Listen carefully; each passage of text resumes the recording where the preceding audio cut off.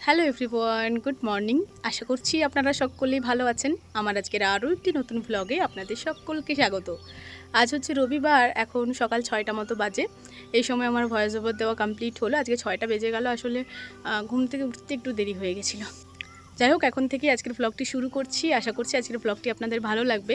সকাল থেকে একটা ভারী ভারী ওয়েদার, মানে মেঘটা যেন একদম ভার করে রয়েছে, তবে স্নিগ্ধ একটা পরিবেশ, ভীষণ ঠান্ডা ঠান্ডা লাগছে, বেশ ভালো লাগছে। মানে গরম যে এখন সেটা বোঝা যাচ্ছে না।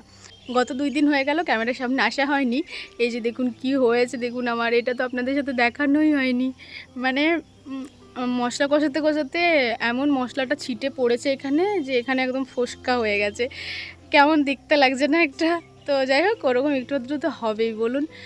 রান্না বান্না করতে গেলে বা যে কোনো কাজ করতে গেলে একটু আধটু হবেই এরকম। যাই হোক, চলুন এরপর ওধারের বাড়ি যাই, দেখি বাবারা নিশ্চয়ই উঠে গেছে, চাটা বানাই। এরপর মেঘ ডাকছে দেখতেন, গুড়ুম গুড়ুম করে। এই বাড়িতে এসে চা বসিয়ে দিয়েছি। প্রথমে লাল চা বসিয়েছি, 1 কাপ তুলে রাখবো, তারপর দুধ দিয়ে আবার চাটা ফুটিয়ে নেব। আর এদিকে আমি কি করছি দেখুন, আমার না এই খোলা চাচ্ছি দুধের মিঠা ভীষণ ভালো লাগে খেতে। তো আমি না এই খোলাটা চেঁচে চেঁচে দেখুন এই বাটিতে করে রেখেছি। এটা মুড়ি দিয়ে খেতে আবার আরোই ভালো লাগে। মা আসলে দুধটা গরম করছে তো উনানে 2-3 দিন ধরে সর ফেলার জন্য, সে কারণে এত চাচি হয়েছে। কি ভালো লাগছে দেখতে, মানে এই দুধ সর মিঠা এত পছন্দ আমার, কি বলবো আপনাদের। আজকে সকালের খাবারটা এই যে মিঠাটা দিয়েই হবে, ভীষণ ভালো খাওয়াটা হবে আমার। চলুন চাটা ওদিকে হোক, তারপর দুধ দিয়ে আবার একবার ফুটিয়ে নেব।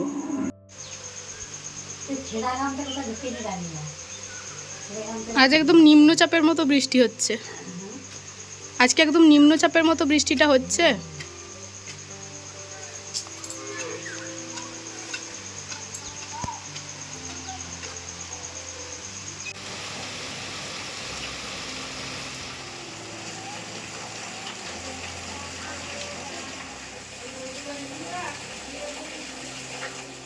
এঁঠো বাসনপত্র এখনও মাজা হয়নি, কারণ তার আগেই বৃষ্টি শুরু হয়ে গেছে। কলতলায় ওগুলো ভিজতে দিয়েছি, ঘরের ভেতরে এসে এই যে দেখুন বিছানাটা সুন্দর করে গুছিয়ে নিয়েছি। বৃষ্টির জন্য বাইরের কাজ তো করা যাচ্ছে না, সে কারণে ঘরের কাজগুলোই এগিয়ে নিচ্ছি। আর এই যে আমাদের রাস্তার অবস্থা, আস্তে আস্তে আয় খাবি। সেদিন ওই যে পুকুরটা দেখিয়েছিলাম ফুল তুলতে গিয়ে, ওই পুকুরই হয়েছে। চলো, তোমার দেখতে হবে কেন কাদায় কাদায়। জল ঘাটতে ওদের বেশ ভালো লাগছে তো। মিষ্টি জামা তুলেছে দেখো।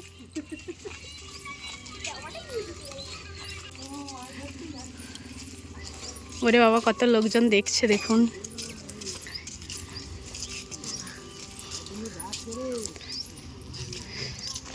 জয় বজরং বলে।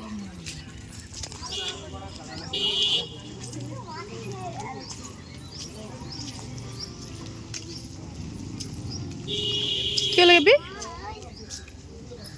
এ বাবা, কি হয়েছে বলো তো? এ বাবা, সত্যি কত লোকসান বলো।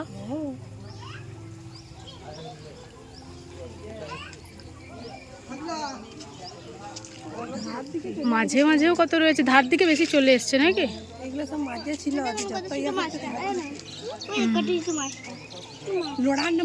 কত লোকজন দাঁড়িয়ে দাঁড়িয়ে দেখছে দেখো। এরপর এই মাছগুলো খাওয়াও যাবে না বলো, কারণ এগুলো মানে মারা গেছে যে না, মরে সঙ্গে সঙ্গে গেলে গিয়ে হতো না, ঢুকেছে মরে যে আবার ভেসে উঠেছে ফেটে।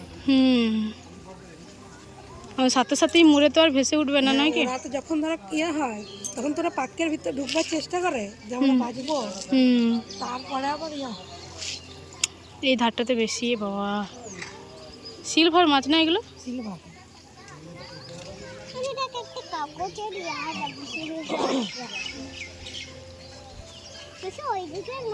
এগুলো কারা চাষ করে বলো তো?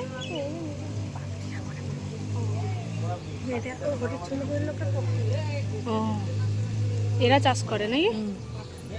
এই সবাই জামা কাপড় কাচা কুচি সব ধোয়া ধুই সবই তো হচ্ছে। কালকের থেকে মরেছে, আজকে ভেসে উঠেছে। ওর ওখানে গুনছে যে কটা মাছ মরেছে।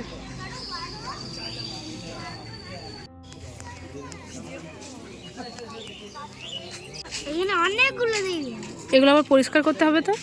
নাহলে গন্ধ হয়ে যাবে, সব তুলে ফেলতে। ধারে ধারে সব গাদা হয়, দেখো ও জাড়ি রয়েছে ওইখানটা তো দেখা করতে। অনু আমাদের সেন্টার কোনটা বলতো? ওইটা ওই দেখো আমাদের সেন্টার, ওই দেখো ওই দেখো ওই দেখো আমাদের সেন্টার, ওই দেখো। মিষ্টু পড়তো। চলো এ অনু নে বজরংবলী মন্দিরে প্রণাম করে নাও। জুতোগুলো খোলো তারপর প্রণাম করে নাও। জোড়হাত জোড়হাত করে প্রণাম করে নাও। বাহ চলো।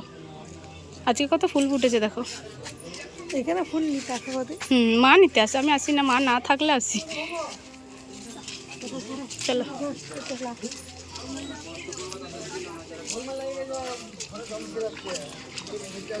জল দিকে যাচ্ছে কেমন। এই মার খাবি তোরা? জলটার দিকে একদম কম জল রয়েছে সেদিকে চল। ওই জন্যই তো এসছি জল ঘাটার জন্য।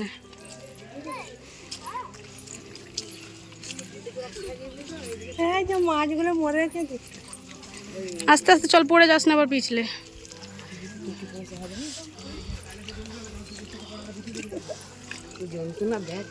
সত্যি বাবা ঢালাই রাস্তা তো যন্ত্রণা শেষ নেই।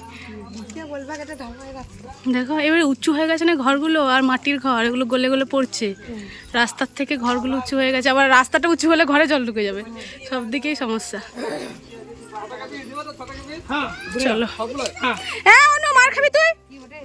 এইদিকে চল, এইদিকে চল, এইদিকে চল, এইদিকে এইদিকে চলো, এইদিকে এদিকে চলো। হ্যাঁ ও জলটা দিকে যাচ্ছে, দেখছো কত বদমাস।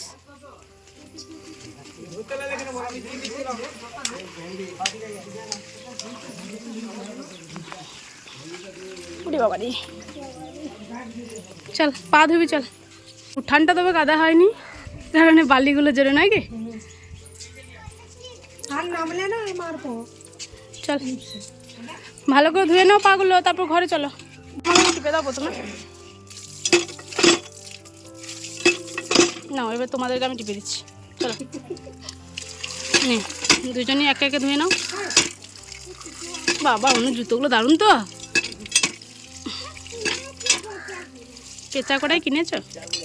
বিছানা গোছানোর পর ঘর বাড়ি ঝাড় দিয়ে বসেছিলাম সবজিপাতি কাটতে, আর মুড়ি খাবারের জন্য বেগুনি কটাও কেটে নিচ্ছিলাম। সেই সময় বুনু বলল যে বৌদি ওখানে পুকুরে মাছ মারা গেছে, দেখবে চলো। তো সেটাই দেখতে গেছিলাম। চলুন এরপর বাকি সবজি কটা কেটে নিই। মা এবং ঠাকুমা মিলে পেঁয়াজ রসুনটা ছাড়িয়ে দিল। বাকি রান্নার জন্য যে সমস্ত সবজিপাতিগুলো কাটাকুটি হবে সেগুলো সমস্তটাই কাটা ধোয়া করে ওই বাড়িতে রেখে দিয়ে এসেছি। এলাম এধারের ঘরে, এখন ওই 8টা 10-15 মতো বাজে। এই সময় মুড়ি খাবারটা বানিয়ে নেব।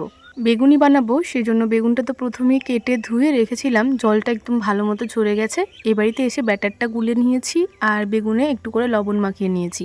তেল গরম হওয়ার পর উনুন বুড়ির জন্য একটা ছোট্ট বেগুনি তুলে রেখেছি, আর তারপর আঝাল 4টে দিয়ে দিলাম, ওগুলো অনুর জন্য।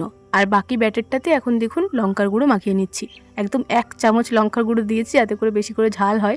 আমার ননদ একটু বেশি নুন ঝাল খাবার খেতে ভালোবাসে, আর সে কারণে ও যখন আসে তখন একটু বেশি বেশি করেই নুন ঝাল দেওয়ার চেষ্টা করি। যাই হোক ব্যাটারটা ভালো মতো রেডি করে নিয়েছি, যা লঙ্কা গুঁড়ি দিয়েছি দেখেই আমার ভয় করছে, এতগুলো কখনো দিই না জানেন, তবে বেশ ঝাল ঝাল ভালোই লাগছিল। তো এদিকে দেখুন অনুর জন্য যে 4টে বেগুনি ভাজতে দিয়েছিলাম, ওগুলো এক পিঠটা ভালোই ভাজা হয়েছে। গ্যাসের ফ্লেমটা কমিয়েই আর কি লঙ্কার গুঁড়োটা মিক্স করছিলাম। আর এই সময় দেখুন ভালো মতোই ভাজা হয়েছে। অনুর জন্য আলাদা একটা বাটিতে তুলে রাখছি, নয়তো চিনতে পারা যাবে না তো। এরপর বাকি যে কটা বেগুনি হবে সেগুলো ভেজে নিচ্ছি। এগুলো সমস্তটাই আমাদের জন্য, বাড়ির সকলেই খাবে। ওদিকে মেজো কাকু আজকে সকালে খাবার খায়নি, তো মেজো কাকু বলছে দাঁড়াও বেগুনি হোক তারপরেই খাবো। তো বেগুনি কটা হয়ে যাক, তারপরে ওনাকেও দিয়ে দেবো। কাকিমা অবশ্য রয়েছে, কাকিমাকে বললাম কাকিমা ভাজা হোক, তারপর আপনি না হয় দিয়ে দেবেন। এই যে 4টে মতো ভাজা হলো। কাকিমা ওদেরকে বসেই ছিল, বললাম নিয়ে নিন দুটো, কাকিমাও খেয়ে নেবে আর মেজো কাকুও খেয়ে নেবে। আর বাকি যে কটা বেগুনি ছিল সেগুলো এই যে সমস্তটাই ভেজে নিচ্ছি। মাও এই সময় চলে এসছে, অনু বলছে খাবার খাবে। অনুর জন্য তো আলাদা 4টে ভাজা আছে, ও যদি বিকালবেলাতে খায় সে কারণে 4টেই ভেজে রেখেছি। তো মা বলছে বাকিদেরকে কটা করে দেবো বলো তো। আমি বললাম মা একটু গুনে নেবেন, আমি সেরকমভাবে গুনিনি। তো মা বলছে 2টো করে দিয়েছি, হয়ে যাবে দেখো বাকিদেরও। তো এই যে হয়ে গেছে সমস্ত বেগুনি ভাজা। খুব সামান্য পরিমাণে বেসনটা বেড়ে গেছিলো, ওই বেসনটারই কয়েকটা পকোড়া করে দিয়েছি, মানে বেসন বড়া। ওই বেসন বড়াগুলো বেশ ভালো লাগছিলো খেতে। আর এই যে মা খাবার দিয়ে দিয়েছে আমাকেও। ওইদিকে খোলাতে একটু দুধ রয়েছে, ওটাও নিয়ে নেব। বলছে দাদুর ঘরটা দারুণ হয়েছে, সবাই বলছে দাদুর ঘরটা দারুণ। ভিডিওর মাধ্যমে আমি আমার ভালো লাগার সব কিছুই আপনাদের সাথে শেয়ার করি। আর আপনারা যখন এই যে দাদু ভাইয়ের বাড়িটির প্রশংসা করেছেন, ওটুকু না বললে কি হয় বলুন। তো দাদু ভাইকে জানালাম, দাদু ভাইও কিন্তু শুনে ভীষণ খুশি। যাই হোক, এই সময় দেখুন আমাদের খাওয়া দাওয়া হয়ে গেছে। সকালের ওই একটুখানি বৃষ্টিতে রাস্তাঘাটের অবস্থা দেখুন একদম কাদা কাদা হয়ে গেছে। তো একটু পা টিপে টিপে যেতে হচ্ছে। চলুন এই বাসন কটা রেখে আসি। আজকে অনেকটা তাড়াতাড়ি সকালের খাওয়া দাওয়া হয়ে গেছে। মুড়ি খাওয়া দাওয়া হলো, এরপর যাব স্নান করতে। তবে তার আগে এই যে তরমুজের আইসক্রিম বানাবো। তরমুজ আর অল্প চিনি মিক্সার গ্রাইন্ডারে ভালো মতো ঘুরিয়ে নিয়েছি, একদম জুসের মতো হয়ে গেছে। আর এখানে এই যে গ্লাসগুলো সব সাজিয়ে রেখেছি, এই গ্লাসে গ্লাসে দেবো। মা এই যে চাল ভাজা খাট্টিগুলো নিয়ে এলো, এই কাঠটিগুলো ধুয়ে দিয়েছে, ওগুলো একটু একটু করে দেবো। তো ওদিক থেকে ছাঁকনিটা আনুক, তারপরে এই গ্লাসগুলো ভর্তি করব। কে খাবে আজকে তরমুজের আইসক্রিম? তুমি কটা খাবে? 4টে? ওরে বাবা। গত বছরের ভিডিওতে নিশ্চয়ই দেখেছেন, এই সময় একবার তরমুজের আইসক্রিম বানিয়েছিলাম। ওই ভিডিওটি অনু দেখেছিল, আর তখন থেকে আমাকে বলতো মামিমা আমাকেও তরমুজের আইসক্রিম করে খাওয়াবে। তো ও তো আর সেই সময় আসেনি, তাই করে খাওয়ানো হয়নি। এবছর আবার এসেছে। বাবা দেখুন আগের দিন একটা তরমুজ এনেছিল, সেটারই এই যে আইসক্রিম করতে বসালাম। আজ আমার কপালটা একটু হলেও ভালো আছে জানেন, আমার স্নান করা কমপ্লিট হয়েছে আর তারপরেই কারেন্টটা চলে গেছে। যদিও এরপরে যারা স্নান করতে যাবে তাদের একটু অসুবিধা হয়ে যাবে, কিন্তু আজ আর আমাকে জল তুলে স্নান করতে হয়নি। যাই হোক, এই সময় দেখুন আমার স্নান করা হয়ে গেছে, আর তারপর ঠাকুর মন্দিরে বসে জপটাও করে নিয়েছি। ভিজে জামা কাপড় যে কটা ছিল সেগুলো দেখুন এই তারাটাতে মেরে দিচ্ছি। আজ রোদ্দুর সেরকম ওঠেনি, জামা কাপড় কখন শুকাবে তার কোনো ঠিক নেই। মাটির বাড়িতে এলাম, তখন দেখছি কাকিমা ভাতটা নামিয়ে উচ্ছেগুলো সেদ্ধ করতে বসিয়েছে লবণ হলুদ দিয়ে। তো ওই উচ্ছে সেদ্ধটা হলো, কাকিমা ছেঁকে ছেঁকে তুলে দিল। আর তারপর কড়াই ধুয়ে আমি এই যে বসালাম ভেন্ডি ভাজাগুলো। আজকে ভেন্ডি আলুর তরকারি হবে, তো সে কারণে ভেন্ডিগুলো কম আছেই ভাবলাম হালকা করে ভেজে নিই, কারণ ভাতটা নামানোর পরে বেশ খানিকটা আঁচ রয়েছে। তো আঁচটা শুধু শুধু কেন যায়, আবার ভেন্ডিগুলো ভাজার পরেও দেখছি আঁচটা বেশ খানিকটা রয়েছে। তাই কাকিমাকে বললাম কাকিমা উচ্ছেগুলো তাহলে ভেজে নিই। কড়াইটা জল কাপড় দিয়ে ভালো মতো ধুয়ে এই যে বসিয়ে দিয়েছি। তেলটা একদম ভালো করে গরম হয়েছে, সেই সময় উচ্ছে সেদ্ধটা দিলাম। উচ্ছেটা খুব বেশি সেদ্ধ করিনি, আগে একটু বেশি করে সেদ্ধ করতাম বলে এগুলো একদম ভালো হতো না, মানে ঘাটা ঘাটা হয়ে যেত। তবে এই 2বার একটু কম করে সেদ্ধ করছি বলে বেশ ভালো মতো ভাজা হচ্ছে। যদিও উচ্ছেটা সেদ্ধ করার সময় লবণ হলুদ দেওয়া ছিল, তবুও ভাজার সময় আর একটুখানি লবণ দিলাম। আর তারপর দেখুন ভালো মতো ভেজে নিয়েছি। ভেন্ডিগুলো ভাজার সময়ও কড়াইটা একদম ধরে ধরে গেছিলো, আর এগুলো ভাজার সময়ও ধরে গেছে। তবে উচ্ছেগুলো বেশ ভালো মতো গোল গোল ভাজা হয়েছে, এটাই বড় কথা। যাই হোক, উচ্ছে ভাজাটা ঘরেতে রেখে দিয়ে এলাম। তারপর 3টে মতো ঘুঁটে এই যে ভেঙে দিয়ে দিল কাকিমা। ঘুঁটেগুলো যখন ভালো মতো জ্বলেছে সেই সময় এই যে ময়লাটা দিয়ে দিচ্ছে।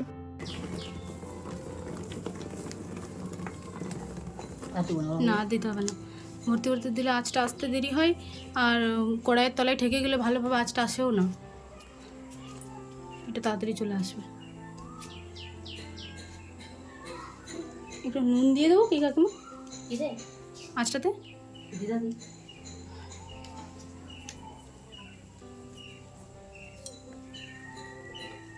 এরপর তাড়াতাড়ি চলে আসবে। আজকের আঁচটা কি ভালো এসেছে দেখুন, একদম গনগনিয়ে আঁচ আসে যাকে বলে। কড়াইটা তো ভালো মতো ধুয়ে নিয়েছিলাম, এই যে বসিয়ে দিলাম। এরপর ভেন্ডির তরকারিটা বসাবো। আজ অবধি ভিডিওর মাধ্যমে আপনাদের সাথে যতগুলো রেসিপি শেয়ার করেছি, যে ঘরোয়া রেসিপিগুলো, বুনু তো সব দেখেছে। তো বুনু বলেছে বৌদি ওই সবগুলো আমাকে করে করে খাওয়াবে। আমি সব ভিডিওতে দেখতাম আর আমার খেতে ইচ্ছা করতো, আর সেই কারণে আজকে ভেন্ডি আলুর তরকারি হবে। তো এই যে দেখুন ফোড়ন দিয়ে দিয়েছি, অল্প 5 ফোড়ন, শুকনো লঙ্কা, অল্প চিনি, আর তারপরে পেঁয়াজটাকে জাস্ট একটু কালার চেঞ্জ হওয়ার মতো ভেজেছি। তারপর দিয়ে দিলাম আলুগুলো। আজকে একটু অন্যরকমভাবে বানাবো। ওই যে বাবার বাড়িতে একবার বানিয়েছিলাম একেবারে কষিয়ে, তবে ভেন্ডিগুলো একসাথে দেবো না, কারণ আমাদের অনেকটা তরকারি তো প্রথম থেকে যদি ভেন্ডিগুলো দিয়ে কষায় তাহলে অর্ধেক ভেন্ডি ভেঙেই যাবে। সে কারণে এই আলু দিয়েই মশলাটা বানাই, তারপরে না হয় দেবো। পেঁয়াজের সাথে আলুটা একটুখানি ঢাকা চাপা দিয়ে ভাজলাম, তারপরে রসুন ছেঁচা, আদা জিরে বাটা সবগুলো দিয়ে আরও একটু ভাজলাম, আর তারপরে এই যে মশলাটা দিয়ে দিলাম। মশলাতে দিয়েছি জিরে গুঁড়ো, লবণ আর হলুদ। লঙ্কা এখনও অবধি দিইনি, কারণ অনুর জন্য তুলে রাখবো। আর মশলাটা দেওয়ার পর একটু মাখিয়ে নিয়ে জল দিয়ে দিলাম। ওই জলটা দিয়ে আবারও ঢাকা চাপা দিয়ে এই যে কষিয়ে নিয়েছি। এই সময় একদম মশলাটা মাখো মাখো হয়েছে, কড়াইয়ের তলায় লেগে যাচ্ছে তো, আর কড়াইটার গায়েও আবার তেল বুলানো আছে, সে কারণে কেমন কড়াইটা সরে সরে যাচ্ছে উনান থেকে। তো একটু কাপড় দিয়ে সোজা করলাম, আর একদম লেগে লেগে যাচ্ছিলো বলে একটুখানি জল দিলাম, আর সাথে করে দিয়ে দিলাম এই যে ভেন্ডিগুলো। এরপর ভেন্ডি আলু একটু ঢাকা চাপা দিয়ে কষাবো। কড়াইয়ের তলাটা যখন একদম লেগে লেগে যাবে, এই যে দেখুন যেমনটা হচ্ছে, সেই সময় দিয়ে দেবো বেশ খানিকটা জল। আজকে রান্না একদম আমাদের কষানো রেডি। আলুটাও মোটামুটি সেদ্ধ হয়েই গেছে, ভেন্ডিটা তো ভাজাই আছে। একটুখানি ফুটে যাক, তারপর আলুটা আর ভেন্ডিটা কিছুটা পরিমাণে ম্যাশ করে নেব। এতটা তরকারি আবার সবটা যদি গোটা গোটা থাকে তাহলে ভালো লাগবে না। অল্প লবণ চেখে নিলাম, দেখছি সব ঠিকঠাক আছে, ঝালটা দিলেই হয়ে যাবে, তবে ঝাল এখন দেবো না। এই যে আলুটাও দেখছি মোটামুটি সেদ্ধ হয়ে গেছে, তো কিছুটা পরিমাণে আলু ম্যাশ করে নেব, সবটা ম্যাশ করব না। এই যে রান্না আমাদের 90% রেডি, তবে অনুর জন্য 100% রেডি। তো অনুর জন্য এই যে এক বাটি তুলে নিলাম, এই এক বাটিতেই ওর দুবেলা হয়ে যাবে। এরপর বাকি তরকারিটাতে লঙ্কার গুঁড়ো দিয়ে দিচ্ছি, এই যে 2 চামচ মতো দিলাম। এই 2 চামচই ভালো ঝাল হয়ে যাবে, কারণ এই লঙ্কাগুলো ভীষণ পরিমাণে ঝাল। এই যে কষাতে কষাতে অনুর জন্য তুলে রাখতে রাখতে একটু কেমন জলটা কমে গেছিলো, সে কারণে আরও একটু জল দিলাম। একটু লতলতে রাখবো, কারণ আজকে আর ডাল হবে না, এই তরকারিটা দিয়েই খেতে হবে। আজ এই 3 পদের রান্না, উচ্ছে ভাজা আর এই যে ভেন্ডি আলুর তরকারি, আর কলার ছাল আছে, ওটা বাটা হবে। আর এমনি দই আচার তো রয়েছে। এদিকে দেখুন কড়াই ধরে একদম বাটিতে করে নামিয়ে নিলাম তরকারিটা। আঁচটা কি ভালো এসেছে আজকে, মানে এরকম উনানে আঁচ এলে রান্না করতে ভালো লাগে বলুন। আর ওই যদি ধিকি ধিকি আঁচটা জ্বলে তখন ভীষণ পরিমাণে রাগ লাগে। যাই হোক, এই সময় দেখুন রান্না আমি নামিয়ে নিয়েছি। চলুন এটা ঘরেতে রেখে দিয়ে আসি, তারপর কড়াই ধুয়ে আবারও বসাবো। এরপর বসাবো আজকের শেষ রান্না, এই যে কলার ছাল বাটা। এই বাটা রেসিপিটা আগেও আপনাদের সাথে শেয়ার করেছি, তবে আবারও এক বন্ধু কমেন্ট করেছিল যে কলার ছাল বাটা কীভাবে বানাই একটু দেখাবে। খুবই সিম্পল রেসিপি, তবে একটু সময় নিয়ে করতে হবে, কারণ যতটা সময় নিয়ে আপনি করবেন তত খেতে ভালো হবে। খুব সামান্য পরিমাণে তেল দেবেন, বেশি তেলের এটাতে প্রয়োজন নেই। ফোড়নে দিয়েছি অল্প 5 ফোড়ন, গোটা কয়েক জিরে, বেশ খানিকটা পেঁয়াজ ছেঁচা দিতে হবে। ওই পেঁয়াজ ছেঁচাটা দিয়ে ভালো মতো একটু ভেজে নিয়েছি, আর তারপর রসুন ছেঁচাটাও দিয়েছি, আর তারপর দিলাম কলার ছাল বাটা। কলার ছাল বাটাটা আজ একটু কালো কালো লাগছে, কারণ দুদিনকার বাসি আর কি ছালগুলো। আর উনানেও আজকে বেশ অনেক আঁচ রয়েছে, সে কারণে কড়াইটাও ধরে যাচ্ছে। তো একটু ঢাকা চাপা দিয়ে করে নেবেন। যখন দেখবেন ভীষণভাবে পুড়ে যাচ্ছে, তখন একটু করে জল দিয়ে নাড়াচাড়া করবেন, তখন ওই পোড়াটা চলে যাবে। আর দেখুন দিয়ে দিলাম সর্ষে বাটা, সর্ষে বাটার সাথে লঙ্কাও বাটা ছিল, অল্প কটা চিনিও দিয়েছি, এতে করে স্বাদটা বেশ ভালো মতো ব্যালেন্স হয়। আর তারপর ভালো মতো ভেজে নিয়ে কড়াই যখন একদম লাগা লাগা হচ্ছিল, তখন দিয়ে দিলাম 1.5 বাটি জল। ওই জলটাকেও একদম ভাজা ভাজা করতে হবে, যত ভাজা ভাজা করবেন তত খেতে ভালো হবে। কড়াইটা আমি মানে শুধু হাতে নাড়তে পারছিলাম না, সে কারণে চিমটেটা নিয়েছি, চিমটেটাতে করে বেশ ভালো মতোই নাড়াচাড়া করা যাচ্ছে। এই যে এই সময় আমাদের কলার ছাল বাটা একদম রেডি। দেখে নিশ্চয়ই বুঝতে পারছেন কেমন ভাব করে নামাতে হবে। বিয়ের আগে কোনো দিনই আমি এই বাটা বাটা রান্নাগুলো খাইনি, আসলে আমি জানতামই না যে এগুলো রান্না হয়। তো বিয়ের পরে জানলাম, প্রথম খেতাম না, ভাবতাম কেমন কি লাগবে। তবে যখন থেকে খাওয়া শুরু করেছি, এই রান্নাগুলি আমার পছন্দের তালিকায় রয়ে গেছে। আপনারাও বাড়িতে বানিয়ে দেখবেন, অবশ্যই ভালো লাগবে। একটু নুন ঝাল করে বানালেই ভালো হবে। পাক্কা 12:30টায় আজ রান্নাবান্না কমপ্লিট। ভালো লাগছে, বেশ ভালো লাগছে। এরপর 1-1.5 ঘন্টা রেস্ট নিতে পাবো। চলুন, আকাশের অবস্থা সকালের মতোই। গত 2 দিন ধরে রান্না করতে করতে এতটাই দেরি হয়ে যাচ্ছিল যে একটু বসার সময় পাচ্ছিলাম না, সাথে সাথেই খাওয়া দাওয়া করতে যেতে হচ্ছিল। আজ একটু আগে রান্নাবান্না হয়েছে, বেশ ভালো লাগছে, একটুখানি রেস্ট নিতে পাবো। রান্নার পরে পরেই খাবার খেতে ভালো লাগে না বলুন। এই যে রান্নার পরের একটুখানি সময় যেদিন পাওয়া যায়, সেদিন এই সময়টা একটু শুয়ে বসে কাটাতে বেশ ভালো লাগে। চলুন একটুখানি নিজের মতো করে কাটাই সময়টা। দুপুরের খাওয়া দাওয়া হলো। অন্যদিন তো 2টোর সময় করে খাওয়া দাওয়া করি, আজকে 1:30টার সময় খাওয়া দাওয়া করে নিয়েছি, কারণ আকাশের অবস্থা খুব একটা ভালো নেই। কাকিমা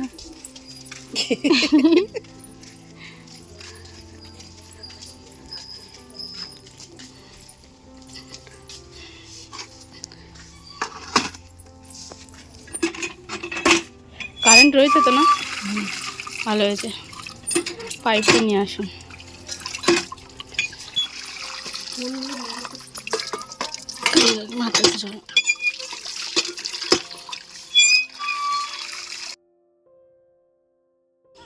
গত 3 দিন ধরে দুপুরবেলা খাওয়া দাওয়া করতে বসছি, আর বৃষ্টি শুরু হচ্ছে। আজও সেরকম ব্যতিক্রম নয়, তবে আজ ব্যতিক্রম হচ্ছে এই যে রংধনুটি।